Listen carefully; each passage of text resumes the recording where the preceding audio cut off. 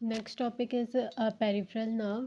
Peripheral nerve में सबसे पहले जो नर्व फाइबर है, उसकी जो कवरिंग है इसको हम बोलते हैं एंडोन्यूरियम, जो कि सिंगल नर्व फाइबर को इनक्लोज करती है। उसके बाद जो एक बंडल बन जाता है नर्व फाइबर्स का, जिसको हम बोलते हैं वेसिकल, उसको सराउंड करती है पेरिन्यूरियम। और उसके बाद जो bundles of the nerve fibres होते हैं, उनको जो सराउंड करती है उसको हम बोलते हैं एपिन्यूरियम। यानी सबसे अंदर होगा एंडोन्यूरियम, उसके बाद पेरिन्यूरियम और उसके बाद एपिन्यूरियम।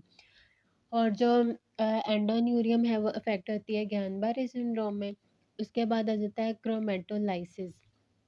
क्रोमेटोलाइसिस में क्या होता है कि जब भी कोई सेल इंजरी होती है तो इसके रिएक्शन में जो सेल बॉडी का रिएक्शन आता है उसको हम बोलते हैं क्रोमेटोलाइसिस।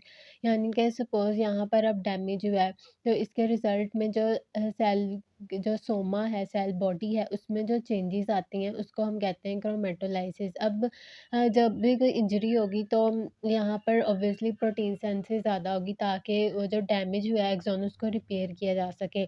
तो इसमें 3 चीज़ें होती हैं, एक तो सेलुलर स्वेलिंग होगी, राउंड सेलुलर स्वेलिंग, दूसरा न्यूक्लियस पेरिफेरी में चल जाएगा और जो निसल सब्सटेंस है उनको वो डिस्पर्स हो जाएँगे। जो निसल सब्सटेंस है उसमें क्या होता है कि रफ एंडोप्लाज्मिक रेटिकुलम और पॉलीराइबोसोम्स होते हैं, जिन्होंने मैसेंजर आरएनए को सिंथेसाइज़ करना होता है, यानी इवेंचुअली इन्होंने प्रोटीन सिंथेसिस ही करनी होती है, जिसकी वजह से इनकी डिसरप्शन हो जाती है। तो यानी कि यहाँ पर इंजरी हुई है, उसकी वजह से सेल में कुछ चेंजेस आई हैं प्रोटीन सिंथेसिस ज़्यादा करने के लिए, ताकि वो रिपेयर कर जाए, उसको हम बोलते हैं क्रोमेटोलाइसिस।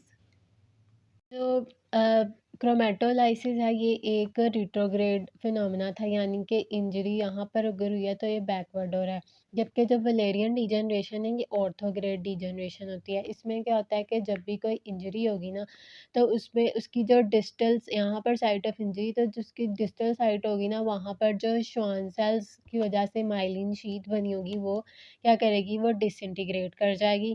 ये माइलिन शीट डिसइंटीग्रेट करके इन्होंने डेब्रिस बना दिए हैं, और फिर वहाँ पर क्या होगा, जो मैक्रोफेजेस हैं वो इन डेब्रिस को रिमूव कर देंगे।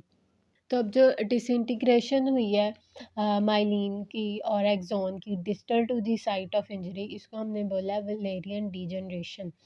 और जो प्रॉक्सिमल टू द इंजरी है, जो एक्सॉन है वो रिट्रैक्ट करता है, सेल बॉडी से जो है वो नई जो है वो एक्सटेंशंस निकलती हैं, जो कि दूसरे एक्सॉन्स की तरफ ग्रो करती हैं, ताकि रीइनर्वेशन हो सके और फुली जो है वो सेल रिकवर कर सके। तो जब ये इंजरी होती है तो फ़ौरन जो है ना सेल बॉडी ने प्रोटीन सेंसिस ज़्यादा करके इसकी रीजनरेशन कर देनी होती है। अगर ये फ़ौरन तौर पर रीजनरेशन ना हो तो ये फिर जो है वो दोबारा कभी भी रीजनरेट नहीं हो सकते। उसके बाद है न्यूरोट्रांसमीटर चेंजेस विद डिजीज़। सबसे पहले इन्होंने न्यूरोट्रांसमीटर की जो है लोकेशन ऑफ सिंथेसिस बताई हुई है। एसिटाइलकोलिन फोरब्रेन में सिंथेसाइज होता है, डोपामाइन मिड ब्रेन में, गाबा बेसल गैंग्लिया में, नॉरएपिनेफ्रिन पोन्स में और सेरोटोनिन ब्रेनस्टेम में। अब एंग्जायटी में क्या होता है कि गाबा और सेरोटोनिन का लेवल कम हो जाता है और नॉरएपिनेफ्रिन का लेवल ज़्यादा हो जाता है। डिप्रेशन में डोपामाइन, सेरोटोनिन और नॉरएपिनेफ्रिन तीनों ही कम हो जाती हैं। शिज़ोफ्रेनिया में डोपामाइन ज़्यादा हो जाती है, अल्ज़ाइमर्स में एसिटाइलकोलिन कम हो जाती है, हंटिंगटन में एसिटाइलकोलिन और गाबा का लेवल कम हो जाता है, जबकि डोपामाइन का लेवल ज़्यादा हो जाता है। और जो पार्किंसन डिज़ीज़ है, इसमें क्या होता है, एसिटाइलकोलिन का लेवल ज़्यादा हो जाता है, डोपामाइन और सेरोटोनिन का लेवल कम हो जाता है। के बाद आ जाती हैं मेनिंजेस। मेनिंजेस होती हैं जो कवरिंग्स होती हैं ब्रेन और स्पाइनल कॉर्ड को जो कवर करती हैं, मेम्ब्रेन्स। अब ये 3 होती हैं, ड्यूरा मैटर, एराकिनोइड मैटर और पाया मैटर, यानी पैड से हम याद कर सकते हैं, पीएडी। सबसे अंदर वाली जो लेयर है होती है पाया मैटर, जो थिन फाइब्रस लेयर होती है, जो कि फर्मली जो है वो ब्रेन और स्पाइनल कॉर्ड के साथ जुड़ी होती है। उसके बाद मिडल लेयर आती है एराकिनोइड मैटर, जिसमें वेब लाइक कनेक्शंस होती हैं। और जो लास्ट लेयर है सबसे बाहर, वो होती है ड्यूरा मैटर। ड्यूरा मैटर सबसे थिक लेयर होती है क्लोजेस्ट टू द स्कल। अब जो सीएसएफ है वो फ्लो करता है सबअरेक्नोइड स्पेस में, यानी कि ड्यूरा मैटर और एरेक्नोइड स्पेस के दरमियान में। और जो एपिड्यूरल स्पेस है, यानी ड्यूरा और जो स्कल के दरमियान स्पेस होती है, उसमें जो है वो ब्लड वेसल्स होती हैं और फैट होता है। और जो मिडल मेनिंजियल आर्टरी की जब इंजरी होती है और ब्लड कलेक्ट करता है, तो वो भी एपिड्यूरल स्पेस में ही कलेक्ट करता है, जिसको हम एपिड्यूरल हीमाटोमा भी बोलते हैं। Next is blood brain barrier. अब जो ब्लड है उसमें डिफरेंट चीज़ें होती हैं, बैक्टीरिया भी होते हैं, ड्रग्स भी होते हैं, तो वो सारी चीज़ें जो हैं वो हमने ब्रेन तक नहीं पहुँचने देनी होती, कुछ सिलेक्टिव चीज़ें वहाँ तक जाती हैं। तो जो ऐसी चीज़ें हार्मफुल जो हैं ब्रेन के लिए उनको हमने रोकना होता है ताकि वो ब्लड में ब्रेन में एंटर ना हो। तो उसके लिए एक बैरियर बनाया हुआ है जिसको हम बोलते हैं ब्लड ब्रेन बैरियर। इसके अंदर 4 स्ट्रक्चर्स होते हैं।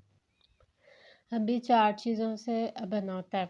सबसे पहले जो टाइट जंक्शन है, जो नॉन फेनेस्ट्रेटेड कैपिलरी जो एंडोथेलियल सेल्स हैं, इनके दरमियान में जो है वो टाइट जंक्शंस होते हैं। दूसरा इनकी बेसमेंट मेम्ब्रेन, तीसरा पेरिसाइट्स और चौथा जो एस्ट्रोसाइट के फूड प्रोसेसेस हैं। अब जो ग्लूकोज़ और अमाइनो एसिड हैं वो स्लोली इसमें से क्रॉस करते हैं इसको via carrier mediated transport system, जबकि जो non polar lipid soluble substances हैं वो इसको डिफ्यूजन के थ्रू रैपिडली ही क्रॉस कर जाते हैं। अब कुछ ऐसे ऑर्गन्स होते हैं जिसको हम सर्कमवेंट्रिकुलर ऑर्गन्स कहते हैं। इनमें ब्लड ब्रेन बैरियर नहीं होता, इनमें फेनेस्ट्रेटेड कैपिलरीज होती हैं। तो इनमें क्या होता है कि जो सब्सटेंसेस हैं वो फ्रीली मूव कर जाते हैं। ब्लड ब्रेन बैरियर मतलब है ही नहीं, तो वो सिंपली ब्लड से ब्रेन में चले जाते हैं और ब्रेन के फंक्शन को जाकर इफ़ेक्ट करते हैं। इसकी कुछ एग्जांपल्स दी हुई हैं। एरिया पोस्ट्रीमा, जब कीमोथेरेपी होती है तो उसके बाद वॉमिटिंग आ जाती है क्योंकि यहाँ पर ब्लड बैरियर नहीं होता। उसके अलावा ओवीएलटी है, ऑर्गेनम वास्कुलोजम, लेमिना टर्मिनालिस, ऑस्मोरिसेप्टर्स, यहाँ पे न्यूरोसेक्रेटरी प्रोडक्ट्स हैं। इसमें क्या होता है कि ये एंटर हो जाते हैं सर्कुलेशन के अंदर। अब जो ब्लड ब्रेन बैरियर की डिसरप्शन होती है जैसे कि स्ट्रोक में हो जाता है, उसकी वजह से वेसोजेनिक एडीमा हो जाता है। और जो हाइपर और स्मॉलर एजेंट्स हैं जैसे कि मैनिटोल है, ये भी जो है वो डिसरप्ट कर देता है ब्लड ब्रेन बैरियर का, जिसकी वजह से जो मेडिकेशंस होती हैं, डिफरेंट मेडिसिन, उनकी परमेबिलिटी ज़्यादा हो जाती है। Next is vomiting centre. अब जो इसकी सारी कोऑर्डिनेशन होती है वो होती है जो न्यूक्लियस ट्रैक्टस सोलिटैरियस होता है मेडुला में, वहाँ पर। अब जो कीमोरिसेप्टर ट्रिगर ज़ोन है जो कि एरिया पोस्टीमा में है, फोर्थ वेंट्रिकल में। इसके अलावा जीआईटी ट्रैक में वाया वेगस नर्व आता है, स्टिमुलेशन वेस्टिबुलर सिस्टम से आता है और सीएनएस से आता है। इन सब की कोऑर्डिनेशन होती है the medulla in nucleus of tractus solitarius. तो अब जो कीमोरिसेप्टर ट्रिगर ज़ोन है और जो भी एडजेसेंट उसके वॉमिटिंग सेंटर्स हैं, वो 5 जगहों से जो है वो इनपुट रिसीव करते हैं, यानी 5 मेजर रिसेप्टर्स हैं इसके। एक तो हिस्टामिन है, मस्करेनिक है, न्यूरोकाइनिन है, डोपामिन और सेरोटोनिन।